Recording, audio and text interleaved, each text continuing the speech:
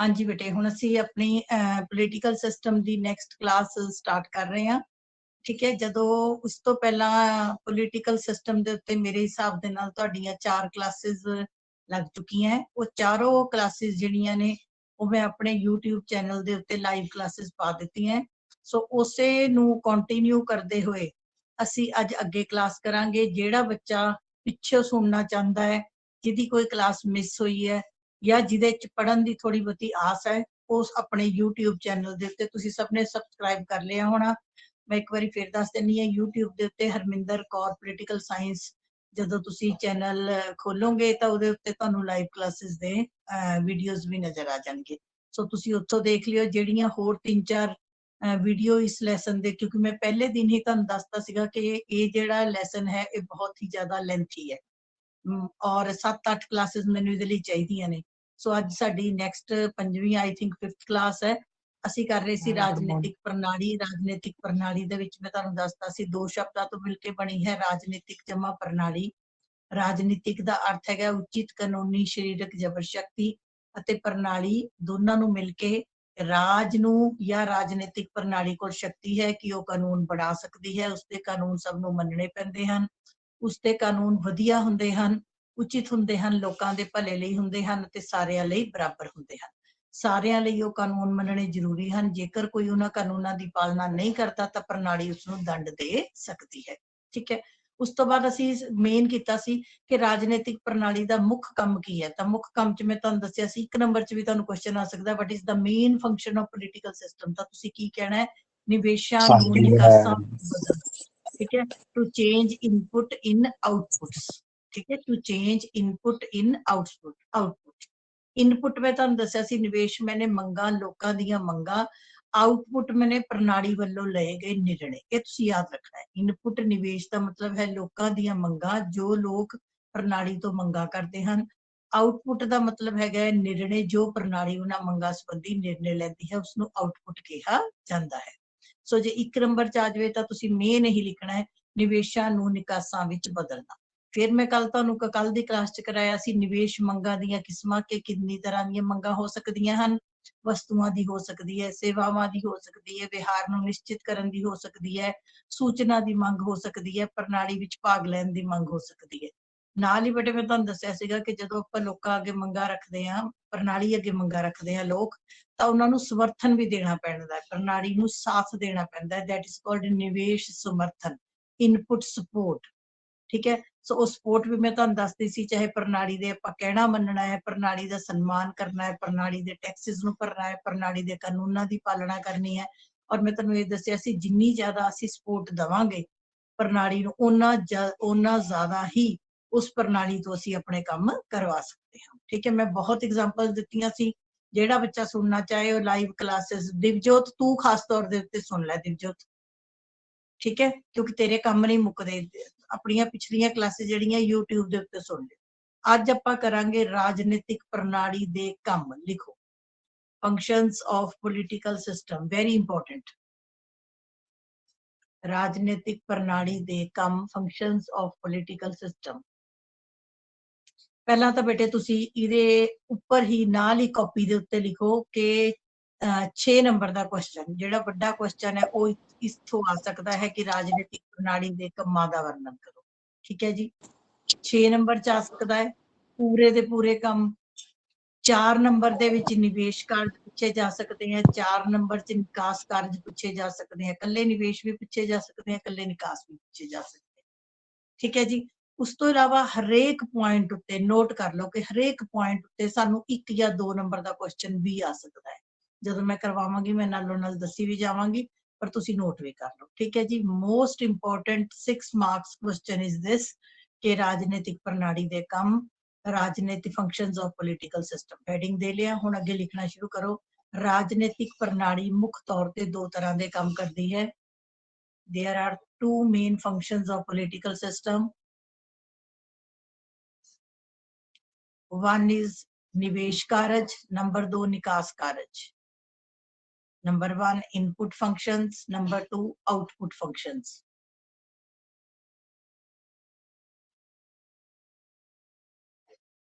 हाँ जी, आगे लिखो बेटे।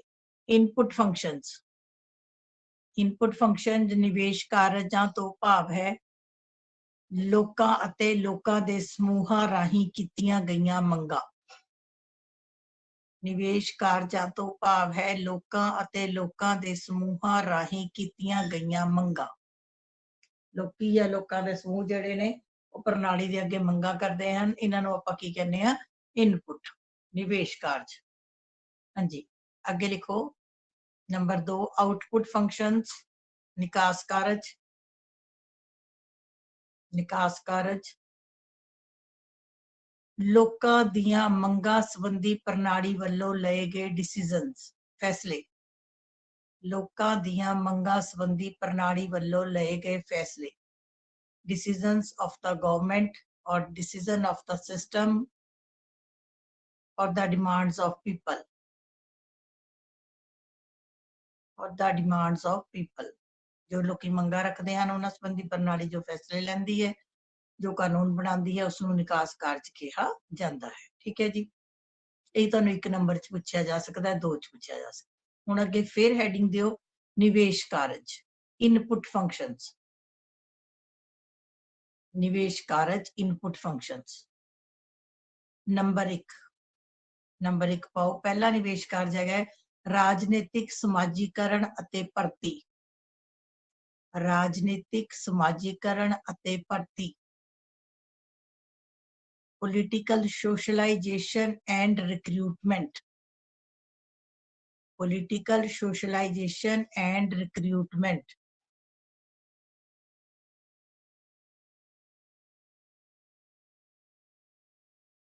ਹਾਂਜੀ, ਸਭ ਤੋਂ ਪਹਿਲਾਂ ਇਹਨੂੰ ਨੋਟ ਕਰੋ ਕਿ ਰਾਜਨੀਤਿਕ ਸਮਾਜੀਕਰਨ ਕੀ ਹੁੰਦਾ ਹੈ। ਲਿਖੋ ਹਰੇਕ ਰਾਜਨੀਤਿਕ ਪ੍ਰਣਾਲੀ, ਇੰਗਲਿਸ਼ ਮੀਡੀਅਮ ਵਾਲੇ ਬੱਚੇ ਵੀ ਪੰਜਾਬੀ ਚ ਨੋਟ ਕਰਦੇ ਜਾਓ। ਹਰੇਕ ਰਾਜਨੀਤਿਕ ਪ੍ਰਣਾਲੀ ਦਾ ਮੁੱਖ ਕੰਮ, ਹਰੇਕ ਰਾਜਨੀਤਿਕ ਪ੍ਰਣਾਲੀ ਦਾ ਮੁੱਖ ਕੰਮ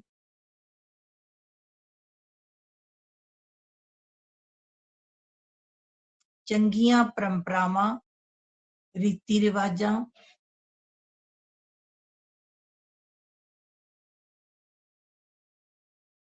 ਅਤੇ ਚੰਗੀਆਂ ਗੱਲਾਂ ਨੂੰ ਜਾਂ ਚੰਗੇ ਕਾਨੂੰਨਾਂ ਨੂੰ ਇੱਕ ਪੀੜ੍ਹੀ ਤੋਂ ਦੂਜੀ ਪੀੜ੍ਹੀ ਤੱਕ ਲੈ ਕੇ ਜਾਣਾ ਹੁੰਦਾ ਹੈ। ਹਰੇਕ ਰਾਜਨੀਤਿਕ ਪ੍ਰਣਾਲੀ ਦਾ ਮੁੱਖ ਕੰਮ ਚੰਗੀਆਂ ਪਰੰਪਰਾਵਾਂ ਨੂੰ, ਚੰਗੀਆਂ ਗੱਲਾਂ ਨੂੰ, ਚੰਗੇ ਰੀਤੀ ਰਿਵਾਜਾਂ ਨੂੰ ਇੱਕ ਪੀੜ੍ਹੀ ਤੋਂ ਦੂਜੀ ਪੀੜ੍ਹੀ ਤੱਕ ਲੈ ਕੇ ਜਾਣਾ ਹੁੰਦਾ ਹੈ। The main function of political system is to carry on good traditions, good customs and good laws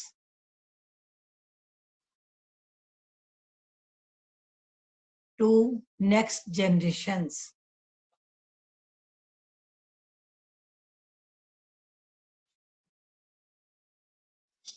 ਅੱਗੇ ਲਿਖੋ ਲੋਕਾਂ ਦੇ ਰਾਜਨੀਤਿਕ ਪ੍ਰਣਾਲੀ ਪ੍ਰਤੀ ਵਿਸ਼ਵਾਸ।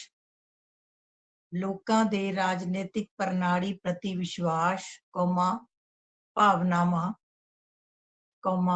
ਕਦਰਾਂ ਕੀਮਤਾਂ। ਲੋਕ ਪ੍ਰਣਾਲੀ ਬਾਰੇ ਕੀ ਸੋਚਦੇ ਹਨ?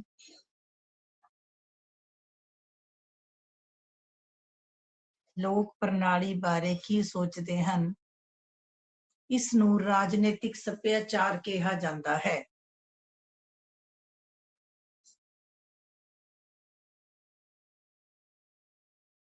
The aspirations, the values, the attachment of people towards the political system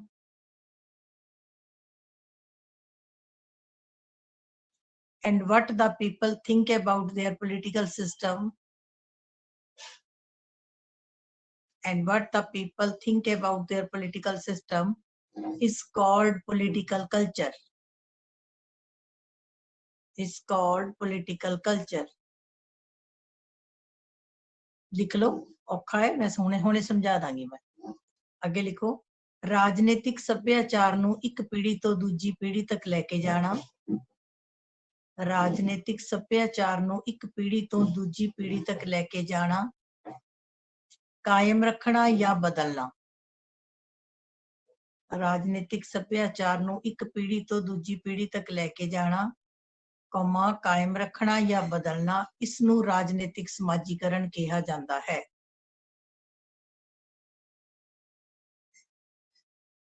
To carry on political culture, to carry on political culture, to maintain good culture, and to change bad traditions for the next generation is called political socialization. Is called political socialization. ਤੇ ਇਹ ਕੰਮ ਰਾਜਨੀਤਿਕ ਪ੍ਰਣਾਲੀ ਕਰਦੀ ਹੈ। ਤੇ ਇਹ ਕੰਮ ਰਾਜਨੀਤਿਕ ਪ੍ਰਣਾਲੀ ਕਰਦੀ ਹੈ। This is the function of political system. ਅੱਗੇ ਪੈਰਾ ਚੇਂਜ ਕਰੋ, ਲਿਖੋ ਰਾਜਨੀਤਿਕ ਪ੍ਰਣਾਲੀ ਆਪਣੇ ਕੰਮ ਕਰਨ ਲਈ, ਰਾਜਨੀਤਿਕ ਪ੍ਰਣਾਲੀ ਆਪਣੇ ਕੰਮ ਕਰਨ ਲਈ ਕਈ ਅਧਿਕਾਰੀਆਂ ਅਤੇ ਕਰਮਚਾਰੀਆਂ ਦੀ ਸਮੇਂ-ਸਮੇਂ ਤੇ ਕਈ ਅਧਿਕਾਰੀਆਂ ਅਤੇ ਕਰਮਚਾਰੀਆਂ ਨੂੰ ਸਮੇਂ-ਸਮੇਂ ਤੇ ਨਿਯੁਕਤ ਕਰਦੀ ਹੈ, ਜਿਸ ਨੂੰ ਰਾਜਨੀਤਿਕ ਭਰਤੀ ਕਿਹਾ ਜਾਂਦਾ ਹੈ। ਰਾਜਨੀਤਿਕ ਭਰਤੀ ਕਿਹਾ ਜਾਂਦਾ ਹੈ।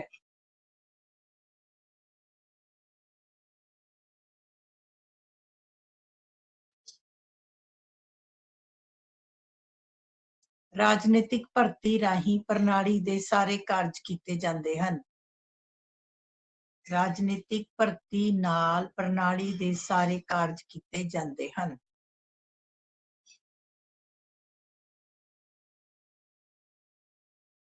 To fulfill the functions of political system, to fulfill the functions of political system, the political system recruit या appoints so many officials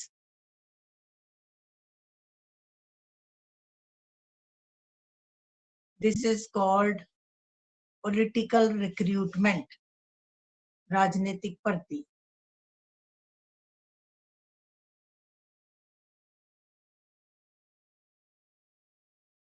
Every function of political system can performed through this political recruitment.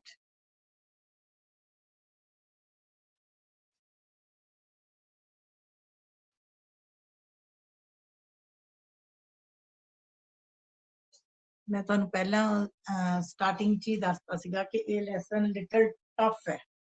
ਤੁਹਾਨੂੰ ਦੱਸਿਆ ਸੀਗਾ ਕਿ ਬੇਟੇ ਇਹ lesson ਜਿਹੜਾ ਹੈ ਇਹ ਲਿਟਲ ਟਫ ਹੈ, ਇਸ ਲੈਸਨ ਨੂੰ ਜਰਾ ਸਮਝਣਾ ਔਖਾ ਹੈ। ਠੀਕ ਹੈ ਜੀ।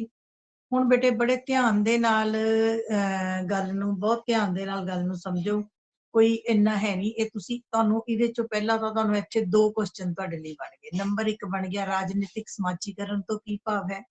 दूसरा क्वेश्चन बन गया राजनीतिक सभ्याचार तो की भाव है। तीसरा प्रश्न बन गया राजनीतिक भर्ती की हुंदी है। ठीक है जी। ये 3 क्वेश्चन 2-2 नंबर वाले एक पैरे दे विचों बन गए। हुण है की है, मैं तुहानूं सिंपल करके समझानी है कि किसी भी देश दे लोग अपने देश दे प्रति की सोचते हैं, लोकां दी की भावनावां है, लोकां दा की एटीट्यूड है, एटीट्यूड की है, एस्पिरेशंस की है, लोग अपनी प्रणाली तो किन्ना क जुड़े हुए हैं, लोग अपनी प्रणाली नाल किन्ना क लगन है, लोकां नूं किन्ने क मैच करते हैं। इन्हां सारियां चीजां नूं कहंदे हैं पॉलिटिकल कल्चर, राजनीतिक सभ्याचार। फॉर एग्जाम्पल जापान दे लोग अपनी प्रणाली नाल बहुत ज्यादा जुड़े हुए हैं।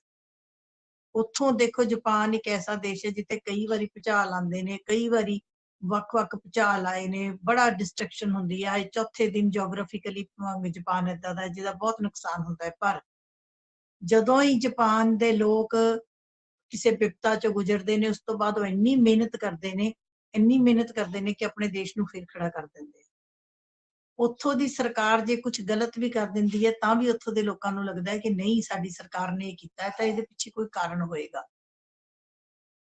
ਉਹ ਆਪਣੇ ਦੇਸ਼ ਨੂੰ ਪਿਆਰ ਕਰਦੇ ਹਨ। ਮੈਂ ਆਪਣੇ ਬੜੇ ਲੈਕਚਰਸ ਵਿੱਚ ਜਾਪਾਨ ਦੀ ਐਗਜ਼ਾਮਪਲ ਦਿੰਨੀ ਆ ਕਿ ਜੇ ਉਹਨਾਂ ਨੂੰ ਕਿਸੇ ਨੂੰ ਨਾਮ ਵੀ ਪੁੱਛਿਆ ਜਾਵੇ ਕਿਸੇ ਜਾਪਾਨੀ ਨੂੰ ਤਾਂ ਪਹਿਲਾਂ ਆਪਣੇ ਨਾਮ ਤੋਂ ਪਹਿਲਾਂ ਤਾਂ ਕਹਿੰਦਾ ਆਈ ਐਮ ਜੈਪਨੀ, ਕਿ ਮੈਂ ਇੱਕ ਜਾਪਾਨੀ ਹਾਂ।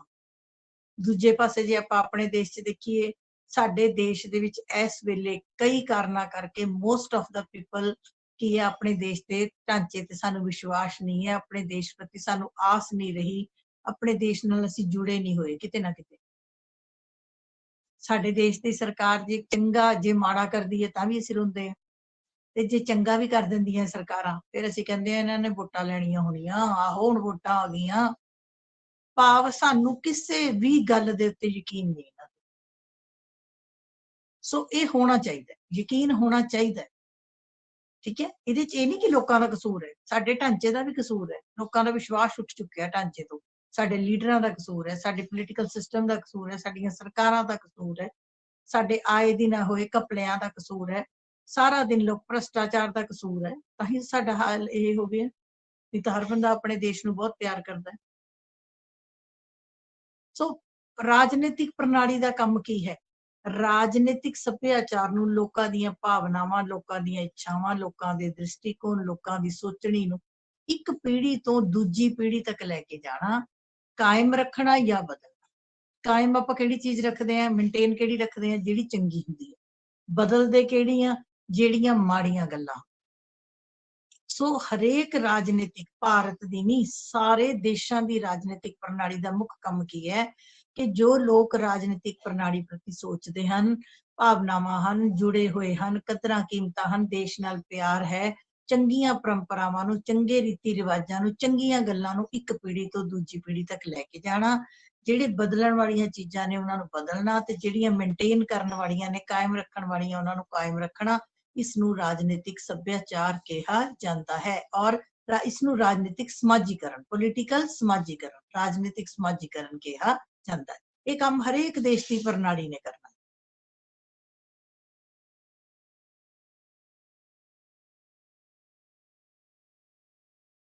ਭਾਰਤ ਦੇ ਵਿੱਚ ਪਹਿਲਾਂ ਹਿੰਦੂ, ਸਿੱਖ, ਮੁਸਲਮਾਨ ਬੜੇ ਪਿਆਰ ਨਾਲ ਇੰਨੀ ਦੇਰ ਦੇ ਰਹਿ ਹੀ ਰਹੇ ਸੀ। ਕੋਈ ਨਾ ਕੋਈ ਸਾਡੇ ਸਿਆਪਾ ਪਾ ਦਿੰਦਾ। ਦਿੱਲੀ ਦੇ ਵਿੱਚ ਦੰਗੇ ਹੋ ਗਏ 1984 ਦੇ, ਸਿੱਖਾਂ ਤੇ ਹਿੰਦੂਆਂ ਦੇ ਵਿੱਚ ਕੁੜੱਤਣ ਆ ਗਈ। ਹੁਣ ਫੇਰ ਕੋਸ਼ਿਸ਼ ਕੀਤੀ ਜਾ ਰਹੀ ਹੈ ਭਾਰਤ ਦੇ ਵਿੱਚ, ਹੁਣ ਫੇਰ ਕੋਸ਼ਿਸ਼ ਕੀਤੀ ਜਾ ਰਹੀ ਹੈ ਕਿ ਧਰਮ ਦੇ ਨਾਮ ਤੇ ਲੜਾਈਆਂ ਹੋਣ, ਧਰਮ ਦੇ ਨਾਮ ਤੇ ਇੱਕ ਦੂਜੇ ਦੇ ਵਿੱਚ ਜਿੱਦ ਆਵੇ, ਧਰਮ ਦੇ ਨਾਮ ਤੇ ਇੱਕ ਦੂਜੇ ਨਾਲ ਈਰਖਾ ਕਰੀਏ, ਕੋਸ਼ਿਸ਼ ਕੀਤੀ ਜਾ ਰਹੀ ਹੈ। ਪਰ ਜੇ ਇਹੀ ਸਾਡੇ ਦੇਸ਼ ਦੀਆਂ ਪਰੰਪਰਾਵਾਂ ਚੰਗੀਆਂ ਹੋਣ ਤਾਂ ਅਸੀਂ ਹਿੰਦੂ, ਸਿੱਖ, ਮੁਸਲਮਾਨ, ਅਸੀਂ ਸਾਰੇ ਧਰਮਾਂ ਦੇ ਲੋਕ ਕਈ ਸਦੀਆਂ ਤੋਂ ਇਕੱਠੇ ਰਹਿ ਰਹੇ ਹਾਂ ਤੇ ਅੱਗੇ ਵੀ ਇਕੱਠੇ ਰਹਿ ਸਕਦੇ ਹਾਂ। ਦਾ ਕੰਮ ਹੈ ਚੰਗੀਆਂ ਗੱਲਾਂ ਨੂੰ ਕਾਇਮ ਰੱਖਣਾ, ਠੀਕ ਹੈ, ਮਾੜੀਆਂ ਨੂੰ ਚੇਂਜ ਕਰਨਾ, ਲੋਕਾਂ ਦੇ ਵਿਸ਼ਵਾਸ ਨੂੰ ਬਣਾਉਣਾ, ਲੋਕਾਂ ਦੀਆਂ ਕਦਰਾਂ ਕੀਮਤਾਂ ਨੂੰ ਬਣਾਉਣਾ, ਲੋਕਾਂ ਦੀ ਸੋਚਣੀ ਨੂੰ ਵਧੀਆ ਕਰਨਾ। ਇਸ ਨੂੰ ਰਾਜਨੀਤਿਕ ਸਮਾਜੀਕਰਨ ਕਿਹਾ ਜਾਂਦਾ ਹੈ। ਤੇ ਇਹ ਕੰਮ ਕੌਣ ਕਰਦਾ ਹੈ? ਰਾਜਨੀਤਿਕ ਪ੍ਰਣਾਲੀ ਕਰਦੀ ਹੈ। ਮੈਂ ਫੇਰ ਬੋਲ ਰਹੀ ਹਾਂ, ਤੁਹਾਨੂੰ ਕੁਐਸਚਨ ਆ ਸਕਦਾ ਰਾਜਨੀਤਿਕ ਸੱਭਿਆਚਾਰ ਕੀ ਹੁੰਦਾ ਹੈ, ਤੁਹਾਨੂੰ ਕੁਐਸਚਨ ਆ ਸਕਦਾ ਰਾਜਨੀਤਿਕ ਸਮਾਜੀਕਰਨ ਕੀ ਹੁੰਦਾ ਹੈ। ਅੱਗੇ ਆ ਗਈ ਰਾਜਨੀਤਿਕ ਭਰਤੀ। ਭਰਤੀ ਮੈਨੇ ਆਪਾਂ ਕਹਿੰਦੇ ਪੁਲਿਸ ਦੀ ਭਰਤੀ ਹੋ ਰਹੀ ਹੈ, ਟੀਚਰਾਂ ਦੀ ਭਰਤੀ ਹੋ ਰਹੀ ਹੈ, ਨਰਸਾਂ ਦੀ ਭਰਤੀ ਹੋ ਰਹੀ ਹੈ। ਭਰਤੀ ਮੈਨੇ ਜਦੋਂ ਸਾਨੂੰ ਕੰਮ ਕਰਨ ਲਈ ਬੰਦੇ ਚਾਹੀਦੇ ਆ ਤਾਂ ਅਸੀਂ ਉਹਨਾਂ ਦੀ ਭਰਤੀ ਕਰਦੇ ਹਾਂ, ਭੇਜ ਦਿਓ ਐਪਲੀਕੇਸ਼ਨਾਂ, ਭਾਈ ਸਾਨੂੰ ਇਸ 100 ਪੋਸਟਾਂ ਪੁਲਿਸ ਦੀਆਂ ਨਹੀਂ ਹੈ। ਪ੍ਰਿੰਸੀਪਲਾਂ ਦੀ ਭਰਤੀ ਹੋ ਰਹੀ ਹੈ, ਸਕੂਲਾਂ 'ਚ ਪ੍ਰਿੰਸੀਪਲ ਨਹੀਂ ਹੈ, ਪ੍ਰਿੰਸੀਪਲ ਦੀਆਂ ਪੋਸਟਾਂ ਕੱਢੀਆਂ, ਪ੍ਰਿੰਸੀਪਲਾਂ ਦੀ ਭਰਤੀ ਹੋ ਰਹੀ ਹੈ। ਇਸੇ ਤਰੀਕੇ ਦੇ ਨਾਲ ਹਰੇਕ ਰਾਜਨੀਤਿਕ ਪ੍ਰਣਾਲੀ ਆਪਣੇ ਕੰਮ ਕਰਾਉਣ ਦੇ ਲਈ ਕੀ ਕਰਦੀ ਹੈ? ਭਰਤੀ ਕਰਦੀ ਹੈ, ਅਧਿਕਾਰੀ ਨਿਯੁਕਤ ਕਰਦੀ ਹੈ, ਕਰਮਚਾਰੀ ਨਿਯੁਕਤ ਕਰਦੀ ਹੈ। ਜਿਹੜੇ ਸਾਰੇ ਕੰਮ ਕਰਦੇ ਹਨ ਇਹਨਾਂ ਨੂੰ ਰਾਜਨੀਤਿਕ ਭਰਤੀ ਕਿਹਾ ਜਾਂਦਾ ਹੈ, ਪੋਲੀਟੀਕਲ ਰਿਕਰੂਟਮੈਂਟ। ਠੀਕ ਹੈ ਜੀ।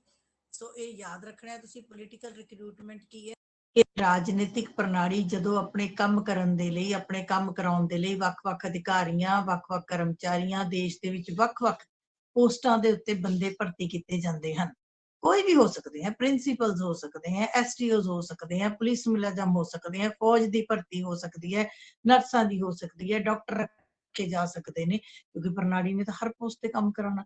ਸੋ ਉਸਨੂੰ ਆਪਾਂ ਰਾਜਨੀਤਿਕ ਭਰਤੀ ਕਿਹਾ ਜਾਂਦਾ ਹੈ। ਸੋ ਇਹ ਰਾਜਨੀਤਿਕ ਪ੍ਰਣਾਲੀ ਦਾ ਪਹਿਲਾ ਨਿਵੇਸ਼ ਕਾਰਜ ਹੈ। ਸੋ ਪਹਿਲਾ ਨਿਵੇਸ਼ ਕਾਰਜ ਕੀ ਹੈ? ਰਾਜਨੀਤਿਕ ਸਮਾਜੀਕਰਨ ਅਤੇ ਰਾਜਨੀਤਿਕ ਭਰਤੀ। ਠੀਕ ਹੈ ਜੀ। आई थिंक तुहानू समझ आ गया होएगा।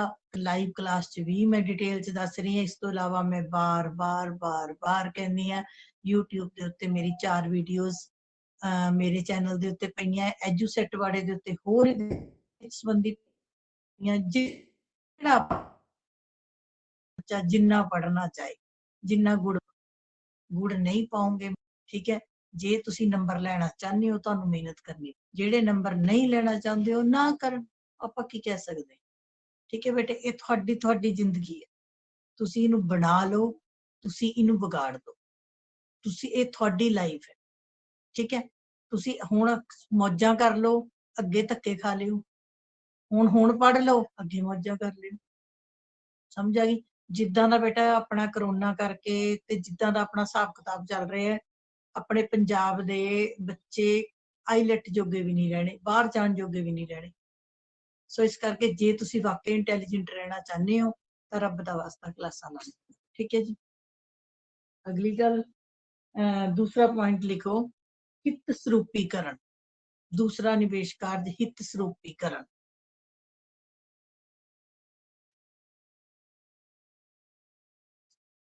इनू हित सरूपीकरण भी कहते हैं, इनू हित स्पष्टीकरण भी कहते हैं। डर ना जिओ, दोनों लिख लो।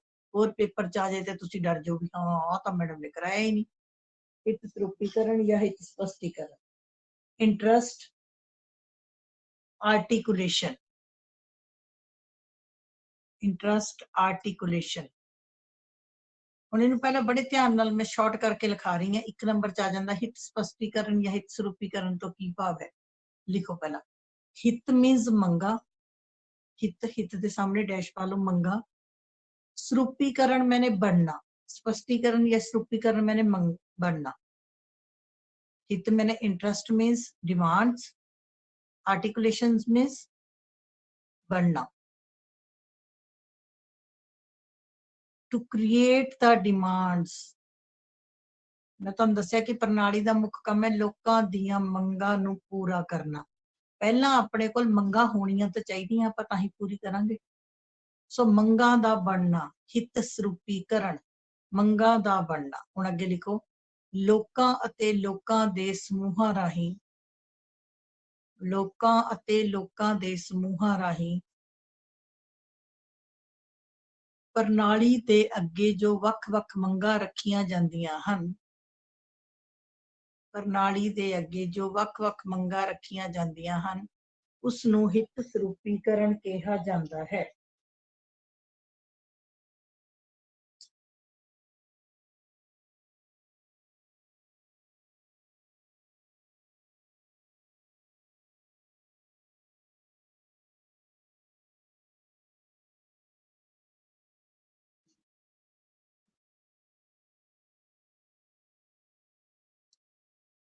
हाँ जी, the different type of demands by the people and a group of people, the different type of demands by the peoples and the group of peoples before the political system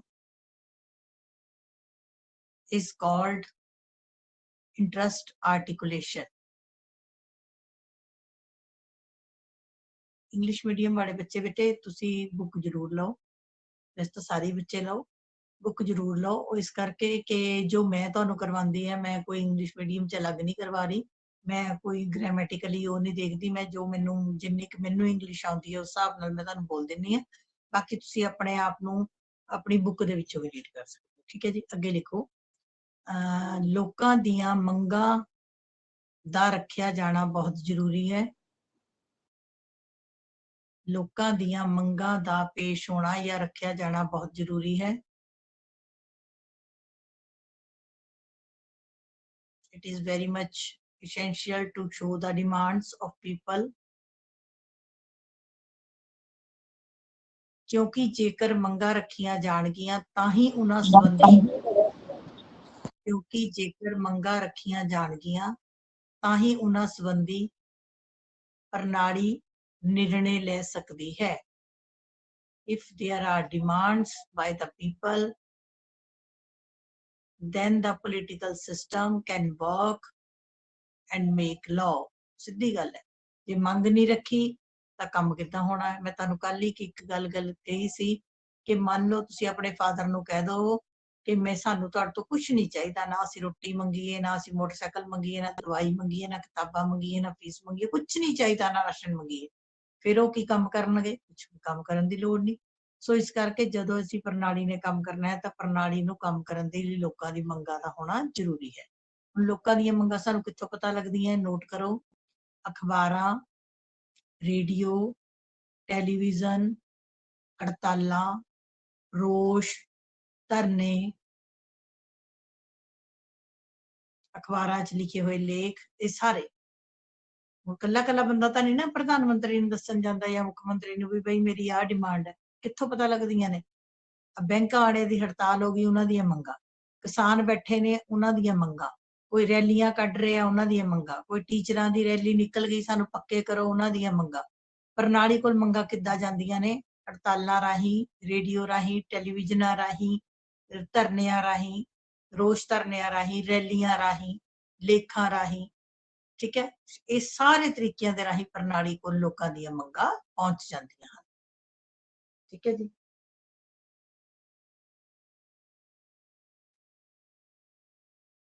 ਹੋ ਗਿਆ ਬੇਟੇ? ਉਸ ਤੋਂ ਅੱਗੇ ਲਿਖੋ ਨੰਬਰ 3, ਹਿੱਤ ਸਮੂਹੀਕਰਨ। ਹਿੱਤ ਸਮੂਹੀਕਰਨ, interest ਐਗਰੀਗੇਸ਼ਨ। Interest ਐਗਰੀਗੇਸ਼ਨ। ਹੁਣ ਫਿਰ ਲਿਖੋ, ਹਿੱਤ ਮਤਲਬ ਮੰਗਾਂ, ਸਮੂਹੀਕਰਨ ਮੈਨੇ ਮੰਗਾਂ ਦਾ ਇਕੱਠਾ ਕੀਤਾ ਜਾਣਾ। ਹਿੱਤ ਮਤਲਬ ਮੰਗਾਂ, ਸਮੂਹੀਕਰਨ ਮੈਨੇ ਮੰਗਾਂ ਦਾ ਇਕੱਠਾ ਕੀਤਾ ਜਾਣਾ। ਠੀਕ ਇਸੇ ਤਰੀਕੇ ਦੇ ਨਾਲ ਇੰਗਲਿਸ਼ ਮੀਡੀਅਮ ਵਾਲੇ ਬੱਚੇ ਲਿਖੋ, ਇੰਟਰਸਟ ਮੀਨਸ ਮੰਗਾਂ, demands. Aggregation meant to collect the demands, ਇਕੱਠਾ ਕਰੋ।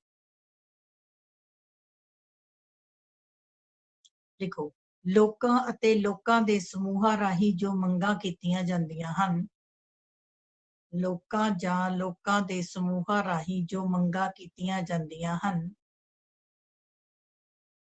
ਉਹਨਾਂ ਮੰਗਾਂ ਨੂੰ ਇਕੱਠੇ ਕਰਕੇ,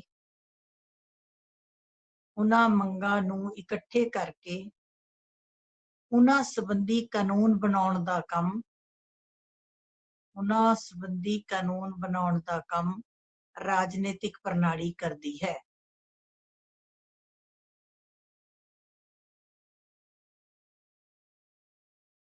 The demands by the people and the group of peoples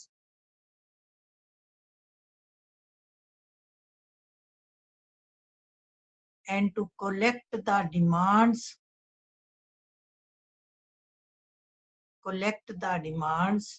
make laws and take decisions about their demands, make laws and take decisions about their demands is called interest aggregation।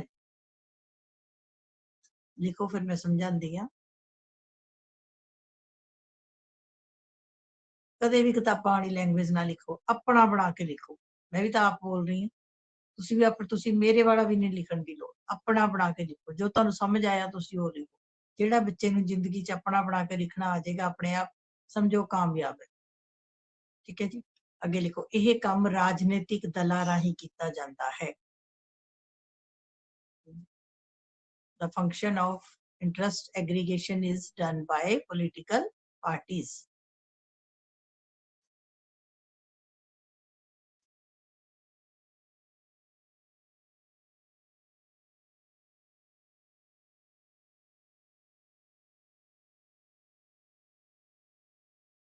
ਦੇਖੋ, ਮੰਗਾਂ ਨੂੰ ਆਮ ਨੀਤੀਆਂ ਵਿੱਚ ਬਦਲਣ ਦੇ ਕੰਮ ਨੂੰ, ਮੰਗਾਂ ਨੂੰ ਆਮ ਨੀਤੀਆਂ ਵਿੱਚ ਬਦਲਣ ਦੇ ਕੰਮ ਨੂੰ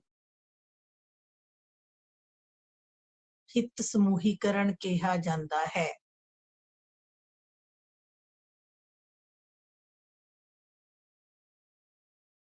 To transfer the demands of people in general policies, to transfer the demands of people in general policies is called interest aggregation.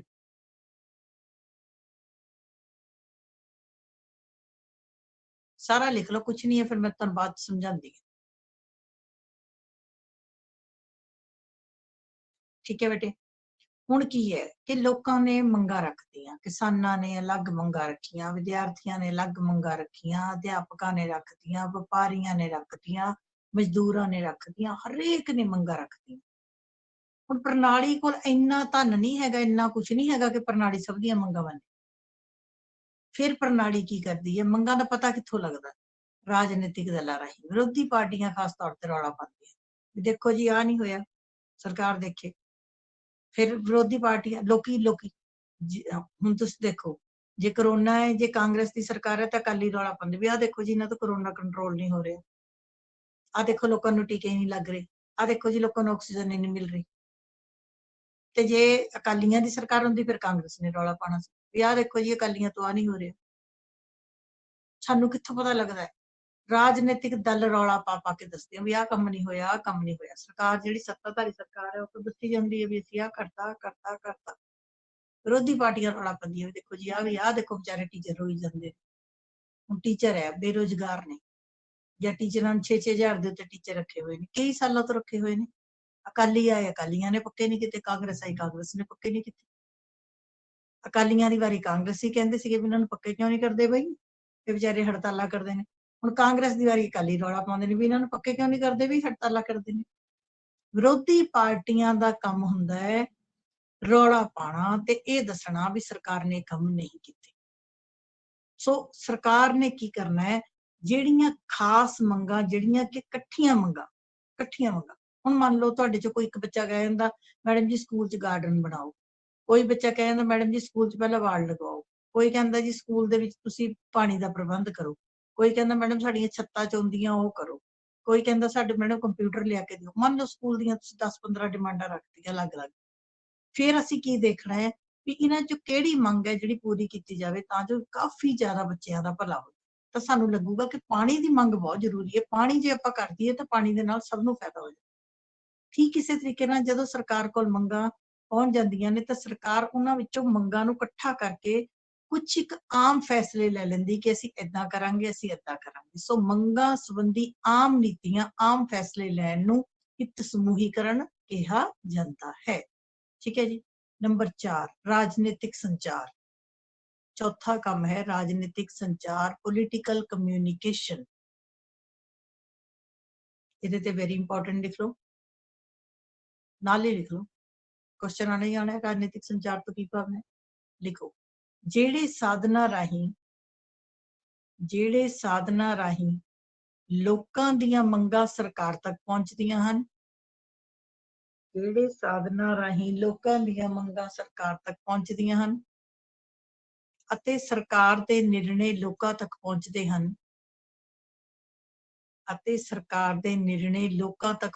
ਹਨ ਉਹਨਾਂ ਸਾਧਨਾਂ ਨੂੰ ਰਾਜਨੀਤਿਕ ਸੰਚਾਰ ਕਿਹਾ ਜਾਂਦਾ ਹੈ।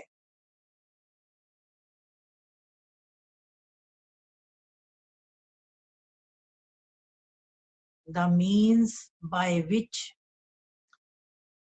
the demands of people forwarded to government and the decisions of the government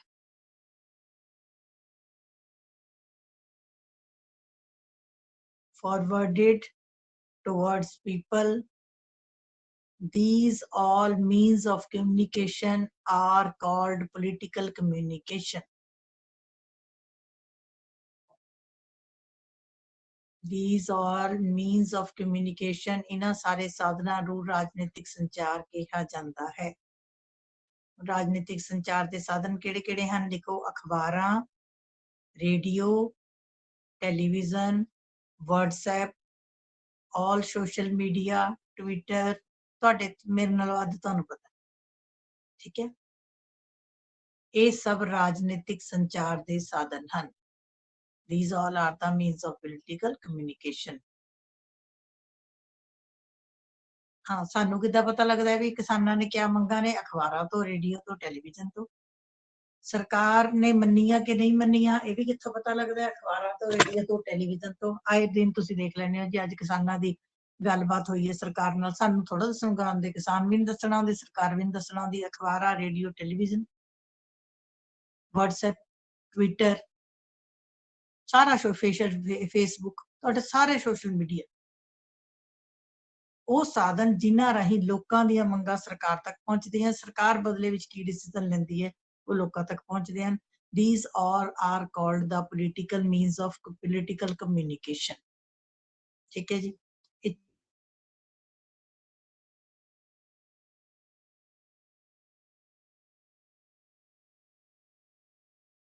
ਮੰਗਾਂ ਰੱਖੀਆਂ ਜਾਂਦੀਆਂ ਹੈ। ਫਿਰ ਪ੍ਰਣਾਲੀ ਉਹਨਾਂ ਮੰਗਾਂ ਸੰਬੰਧੀ ਵਿੱਚੋਂ ਇਕੱਠੀਆਂ ਮੰਗਾਂ ਐਸੀਆਂ ਮੰਗਾਂ ਕੱਢਦੀ ਹੈ ਜਿਹੜੀਆਂ ਕਿ ਜ਼ਿਆਦਾ ਲੋਕਾਂ ਦਾ ਜਿਹਦੇ 'ਚ ਭਲਾ ਹੋ ਸਕੇ। ਫਿਰ ਪ੍ਰਣਾਲੀ ਉਹਨਾਂ ਮੰਗਾਂ ਸੰਬੰਧੀ ਨੀਤੀਆਂ ਬਣਾਉਂਦੀ ਹੈ। ਲੋਕੀ ਮੰਗਾਂ ਰੱਖਦੇ ਹਨ ਤਾਂ ਵੀ ਸੰਚਾਰ ਦੇ ਸਾਧਨਾਂ ਰਾਹੀਂ ਸਰਕਾਰ ਤੱਕ ਪਹੁੰਚਦੀਆਂ। ਸਰਕਾਰ ਜਦੋਂ ਫੈਸਲੇ ਲੈਂਦੀ ਹੈ ਤਾਂ ਵੀ ਸਾਨੂੰ ਕਿੱਦਾਂ ਪਤਾ ਲੱਗਦਾ? ਸੰਚਾਰ ਦੇ ਸਾਧਨਾਂ ਰਾਹੀਂ ਪਤਾ ਲੱਗਦਾ ਹੈ।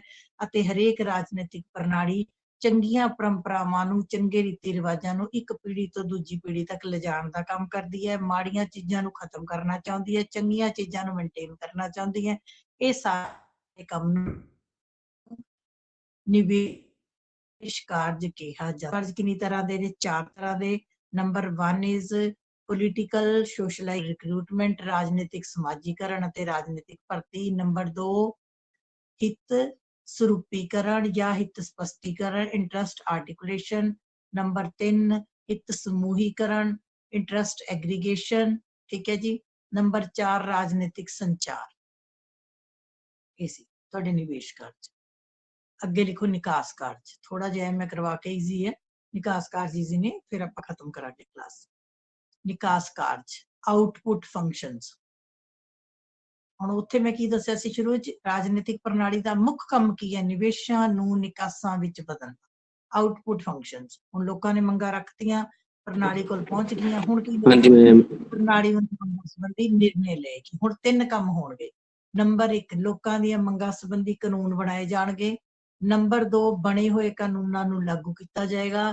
ਨੰਬਰ 3 ਕਾਨੂੰਨਾਂ ਦੀ ਰੱਖਿਆ ਅਤੇ ਵਿਆਖਿਆ ਕੀਤੀ ਜਾਵੇਗੀ। ਇਹ 3 ਕੰਮਾਂ ਨੂੰ ਆਪਾਂ ਕਹਿੰਦੇ ਆ ਨਿਕਾਸ ਕਾਰਜ। ਲਿਖੋ ਜੀ, ਨਿਕਾਸ ਕਾਰਜ 3 ਤਰ੍ਹਾਂ ਦੇ ਹਨ।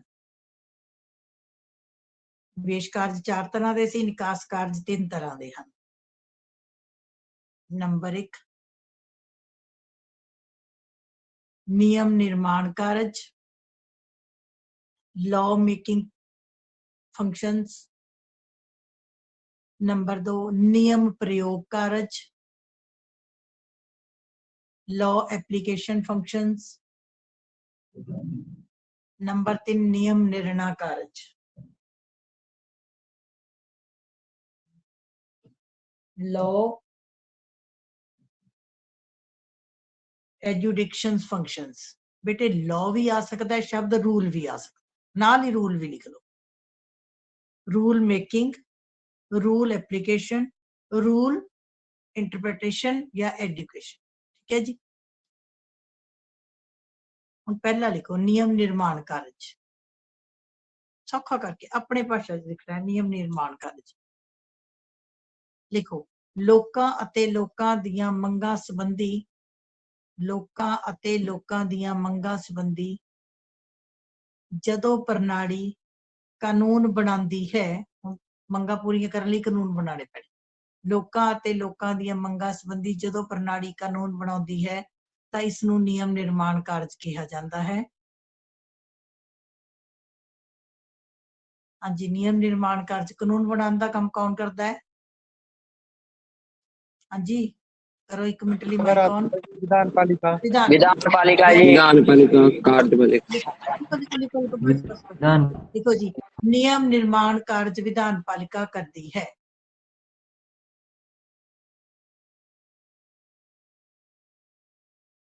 नियम निर्माण का काम विधान पालिका करती है। और the demands of people and group of people when political system make laws, this is called rule making procedure। This work is done by the legislature। ये काम विधान पालिका करती है। नंबर 2 नियम प्रयोग कार्य, रूल एप्लीकेशन फंक्शनस। नंबर 2 लिखो लोकां ਅਤੇ ਲੋਕਾਂ ਦੇ ਸਮੂਹਾਂ ਰਾਹੀਂ ਕੀਤੀਆਂ ਮੰਗਾਂ ਨੂੰ ਲੋਕਾਂ ਅਤੇ ਲੋਕਾਂ ਦੇ ਸਮੂਹ ਰਾਹੀਂ ਕੀਤੀਆਂ ਮੰਗਾਂ ਸੰਬੰਧੀ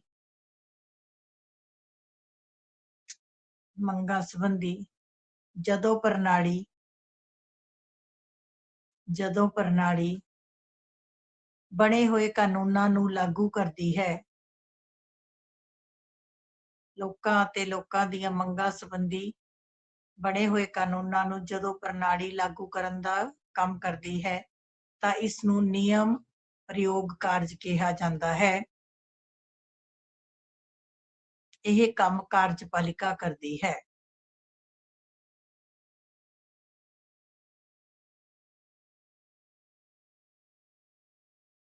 When the political system implement the laws regarding the demands of people, this is called rule application function. This work is done by the executive. पिछले साल सरकार ਦੇ 3 ਅੰਗ ਦੱਸੇ ਸੀ। ਵਿਧਾਨ ਪਾਲਿਕਾ ਕਾਨੂੰਨ ਬਣਾਉਂਦੀ ਹੈ, ਕਾਰਜਪਾਲਿਕਾ ਲਾਗੂ ਕਰਦੀ ਹੈ, ਨਿਆਂਪਾਲਿਕਾ ਉਹਦੀ ਰੱਖਿਆ ਤੇ ਵਿਆਖਿਆ ਕਰਦੀ ਹੈ। ਸੇਮ ਹੈ, ਕਿਉਂਕਿ ਕੱਲੀਆਂ ਮੰਗਾਂ ਰੱਖਣ ਨਾਲ ਕੁਝ ਨਹੀਂ ਹੁੰਦਾ, ਉਹਦੇ ਲਈ ਫੈਸਲੇ ਵੀ ਲੈਣੇ ਪੈਂਦੇ। ਫੈਸਲੇ ਲਏ ਜਾਂਦੇ ਨੇ, ਫਿਰ ਕਾਨੂੰਨ ਬਣਾਏ ਜਾਂਦੇ ਹਨ, ਫਿਰ ਲਾਗੂ ਕੀਤੇ ਜਾਂਦੇ ਹਨ। ਨੰਬਰ 3 ਲਿਖੋ ਨਿਯਮ ਨਿਰਣਾ ਕਾਰਜ। ਨਿਯਮ ਨਿਰਣਾ ਕਾਰਜ ਰੂਲ ਐਡਜੂਕੇਸ਼ਨ ਔਰ ਇੰਟਰਪ੍ਰੀਟੇਸ਼ਨ ਫੰਕਸ਼ਨਸ। ਲਿਖੋ ਲੋਕਾਂ ਅਤੇ ਲੋਕਾਂ ਦੇ ਸਮੂਹਾਂ ਰਾਹੀਂ ਕੀਤੀਆਂ ਮੰਗਾਂ ਸੰਬੰਧੀ ਲੋਕਾਂ ਅਤੇ ਲੋਕਾਂ ਦੇ ਸਮੂਹਾਂ ਰਾਹੀਂ ਕੀਤੀਆਂ ਮੰਗਾਂ ਸੰਬੰਧੀ ਜਦੋਂ ਪ੍ਰਣਾਲੀ ਬਣੇ ਕਾਨੂੰਨਾਂ ਦੀ ਰੱਖਿਆ ਅਤੇ ਵਿਆਖਿਆ ਕਰਦੀ ਹੈ। ਜਦੋਂ ਪ੍ਰਣਾਲੀ ਬਣੇ ਕਾਨੂੰਨਾਂ ਦੀ ਰੱਖਿਆ ਅਤੇ ਵਿਆਖਿਆ ਕਰਦੀ ਹੈ ਤਾਂ ਇਸ ਨੂੰ ਨਿਯਮ ਨਿਰਣਾ ਕਾਰਜ ਕਿਹਾ ਜਾਂਦਾ ਹੈ। ਤਾਂ ਇਸ ਨੂੰ ਨਿਯਮ ਨਿਰਣਾ ਕਾਰਜ ਕਿਹਾ ਜਾਂਦਾ ਹੈ। ਇਹ ਕੰਮ ਨਿਆਂਪਾਲਿਕਾ ਰਾਹੀਂ ਕੀਤਾ ਜਾਂਦਾ ਹੈ। ਇਹ ਕੰਮ ਨਿਆਂਪਾਲਿਕਾ ਰਾਹੀਂ ਕੀਤਾ ਜਾਂਦਾ ਹੈ। When the political system safeguard and interpret the laws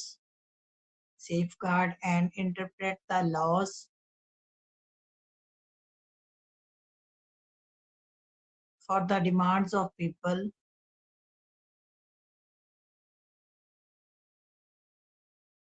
this work is called interest या rule education functions, interpretation भी लिख सकते हो। This work is done by the judiciary. This work is done by the judiciary. ਹੁਣ ਵੀ ਨਿਵੇਸ਼ ਕਾਰਜ 4 ਤਰ੍ਹਾਂ ਦੇ ਹੋ ਗਏ। ਹੁਣ ਮੇਰਾ ਨਿਚੋੜ ਸੁਣ ਲਓ। ਨਿਵੇਸ਼ ਕਾਰਜ 4 ਤਰ੍ਹਾਂ ਦੇ ਹੈ, ਨਿਕਾਸ ਕਾਰਜ 3 ਤਰ੍ਹਾਂ ਦੇ ਹੈ। ਨਿਵੇਸ਼ ਕਾਰਜਾਂ ਤੋਂ ਭਾਵ ਹੈ ਲੋਕਾਂ ਦੀਆਂ ਮੰਗਾਂ ਪ੍ਰਣਾਲੀ ਤੱਕ ਪਹੁੰਚਣੀਆਂ। ਨਿਕਾਸ ਕਾਰਜਾਂ ਦਾ ਮਤਲਬ ਹੈ ਉਹਨਾਂ ਮੰਗਾਂ ਸੰਬੰਧੀ ਪ੍ਰਣਾਲੀ ਨੇ ਨਿਰਣੇ ਲੈਣੇ, ਨਿਰਣਿਆਂ ਨੂੰ ਲਾਗੂ ਕਰਨਾ, ਨਿਰਣਿਆਂ ਦੀ ਰੱਖਿਆ ਕਰਨੀ, ਕਾਨੂੰਨ ਬਣਾਉਣੇ, ਕਾਨੂੰਨਾਂ ਲਾਗੂ ਕਰਨਾ, ਕਾਨੂੰਨਾਂ ਦੀ ਰੱਖਿਆ ਤੇ ਵਿਆਖਿਆ ਕਰਨੀ। ਠੀਕ ਹੈ ਜੀ, ਇਹ ਸਾਰੇ ਨੂੰ ਆਪਾਂ ਕਹਿੰਦੇ ਆ ਨਿਵੇਸ਼ ਅਤੇ ਨਿਕਾਸ ਕਾਰਜ। ਪ੍ਰਣਾਲੀ ਦੇ ਨਿਵੇਸ਼ ਅਤੇ ਨਿਕਾਸ ਕਾਰਜ 6 ਨੰਬਰ ਦੇ ਵਿੱਚ ਸਾਰੇ ਆ ਸਕਦੇ ਹੈ। ਪ੍ਰਣਾਲੀ ਦੇ ਨਿਵੇਸ਼ ਨਿਕਾਸ ਕਾਰਜਾਂ ਦਾ ਵਰਣਨ ਕਰੋ। 4 ਨੰਬਰ 'ਚ ਇਕੱਲੇ ਨਿਵੇਸ਼ ਕਾਰਜ ਆ ਸਕਦੇ ਹੈ। 4 ਨੰਬਰ 'ਚ ਇਕੱਲੇ ਨਿਕਾਸ ਕਾਰਜ ਆ ਸਕਦੇ ਹੈ। 1 ਨੰਬਰ ਜਾਂ 2 ਨੰਬਰ 'ਚ ਪੁੱਛਿਆ ਜਾ ਸਕਦਾ ਹੈ ਰਾਜਨੀਤਿਕ ਸੰਚਾਰ ਕਿਸ ਨੂੰ ਕਹਿੰਦੇ ਹਨ, ਰਾਜਨੀਤਿਕ ਭਰਤੀ ਕਿਸ ਨੂੰ ਕਹਿੰਦੇ ਹਨ, ਰਾਜਨੀਤਿਕ ਸਮਾਜੀਕਰਨ ਕਿਸ ਨੂੰ ਕਹਿੰਦੇ ਹਨ, ਹਿੱਤ ਸਰੂਪੀਕਰਨ ਕਿਸ ਨੂੰ ਕਹਿੰਦੇ ਹਨ, ਹਿੱਤ ਸਮੂਹੀਕਰਨ ਕਿਸ ਨੂੰ ਕਹਿੰਦੇ ਹਨ, ਨਿਯਮ ਨਿਰਮਾਣ ਕਾਰਜ ਕਿਸ ਨੂੰ ਕਹਿੰਦੇ ਹਨ। ਜਾਂ ਕਈ ਵਾਰ 1 ਨੰਬਰ 'ਚ ਆ ਜਾਂਦਾ ਨਿਯਮ ਨਿਰਮਾਣ ਕਾਰਜ ਕੌਣ ਕਰਦਾ ਹੈ, ਵਿਧਾਨ ਪਾਲਿਕਾ। नियम प्रयोग कार्य कौन करता है? कार्यपालिका। नियम निर्णय कार्य कौन करता है? न्यायपालिका। लोਕਾਂ ਦੀਆਂ ਮੰਗਾਂ ਪ੍ਰਣਾਲੀ ਤੱਕ ਕੌਣ ਪਹੁੰਚਾਉਂਦਾ ਹੈ? ਰਾਜਨੀਤਿਕ ਦਲ। ਰਾਜਨੀਤਿਕ ਸੰਚਾਰ ਦੇ ਸਾਧਨ ਕਿਹੜੇ ਕਿਹੜੇ ਹਨ? ਅਖਬਾਰਾਂ, radio, television, Twitter, Facebook, WhatsApp, ਸਾਰੇ। ਕੁਛ ਵੀ ਕੁਐਸਚਨ ਤੁਹਾਨੂੰ 1 ਨੰਬਰ 2 ਨੰਬਰ 4 ਨੰਬਰ 6 ਨੰਬਰ ਕਿੰਨਾ ਵੀ ਕੁਐਸਚਨ ਰਾਜਨੀਤਿਕ ਪ੍ਰਣਾਲੀ ਦੇ ਕੰਮਾਂ ਵਿੱਚੋਂ ਆ ਸਕਦਾ ਹੈ। ਆਈ ਥਿੰਕ ਤੁਹਾਡੀ ਕਲਾਸ ਬਹੁਤ ਲੰਬੀ ਹੋ ਗਈ। ਮੈਂ ਇੱਕ ਵਾਰੀ ਫੇਰ ਬੇਟੇ ਇਹੀ ਗੱਲ ਕਵਾਂਗੀ ਕਿ ਇਹਨੂੰ ਚੰਗੀ ਤਰ੍ਹਾਂ ਕਰਿਓ ਲੈਸਨ ਨੂੰ। ਇਹ ਲੈਸਨ ਟਫ ਜ਼ਰੂਰ ਹੈ, ਪਰ ਜੇ ਸਮਝ ਕੇ ਨਾਲੋਂ ਨਾਲ ਕਰੋਗੇ ਤਾਂ ਤੁਹਾਨੂੰ ਇਹ ਲੈਸਨ ਸਮਝ ਆ ਜਾਏਗਾ। ਨਾ ਸਿਰਫ ਜੁਲਾਈ ਦੇ ਪੇਪਰ ਦੇ ਵਿੱਚ, ਬਲਕਿ ਤੁਸੀਂ ਇਹ ਲਾ ਲਓ ਵੀ ਜਿੰਨੀ ਵਾਰੀ ਵੀ ਪੇਪਰ ਹੋਣੇ ਆ 12ਵੀਂ ਦੇ ਸ਼ੁਰੂ ਤੋਂ ਲੈ ਕੇ ਮਾਰਚ ਦੇ ਪੇਪਰ ਤੱਕ, ਇਸ ਲੈਸਨ ਚੋਂ 10 ਨੰਬਰ ਦਾ ਪੇਪਰ ਆਣਾ ਹੀ ਆਣਾ ਹੈ। ਮੈਂ ਕਿੰਨੀ ਵਾਰੀ ਬੋਰਡ ਦੇ ਪੇਪਰ ਪਾਉਣੀ ਹੈ, ਇਸ ਲੈਸਨ ਚੋਂ ਪੇਪਰ 10 ਨੰਬਰ ਦਾ ਪੈਂਦਾ ਹੀ ਪੈਂਦਾ ਹੈ। ਹੁਣ ਤੁਸੀਂ ਦੇਖੋ ਅੱਜ ਸਾਡੀ 5ਵੀਂ ਕਲਾਸ ਸੀ, ਹਲੇ ਅੱਧਾ ਲੈਸਨ ਹੋਇਆ ਹੈ, ਹਲੇ ਅੱਧਾ ਲੈਸਨ ਹੋਰ ਪਿਆ। ਇਟ ਮੀਨਸ ਕਿ ਕਿੰਨਾ ਵੱਡਾ ਲੈਸਨ ਹੈ। ਮੈਂ ਲੇਟ ਤਾਂ ਕਰਵਾਇਆ ਤਾਂ ਕਿ ਤੁਹਾਨੂੰ ਜੁਲਾਈ ਦੇ ਪੇਪਰਾਂ ਤੱਕ ਤਾਜ਼ਾ ਯਾਦ ਰਹੇ।